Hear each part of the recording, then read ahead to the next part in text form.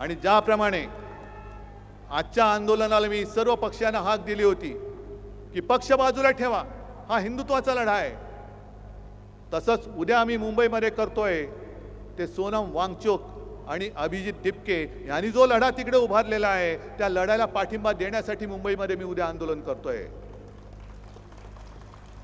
तुम्हाला सुद्धा शक्य असेल उद्या तुम्ही सुद्धा आंदोलन करा, जिथे जिथे तुम्हाला जे जे करता येणे शक्य शांततापूर्ण मार्गाने ते करा।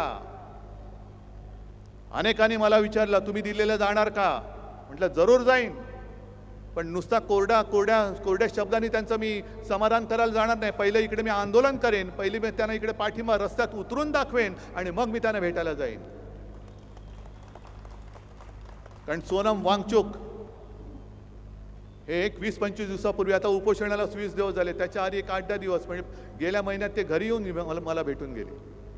अभिजित दिपकेशी सुद्धा माझं बोलणं झालेलं आहे आणि उद्याचं सुद्धा जे आंदोलन आपण मुंबईमध्ये करतोय तिथे सुद्धा आज या चॅनलच्या माध्यमातून मी सर्व पक्षाच्या सर्व भाषिकांना आवाहन म्हणजे विनंती करतोय की हा जो लढा आहे, जसा हिंदुत्वाचा मंदिर चोराविरुद्ध ढोंगी हिंदूंविरुद्ध आहे, तसाच उद्याचा लढा हा आपल्या देशाच्या भविष्य असलेल्या युवकांसाठीचा लढा आहे।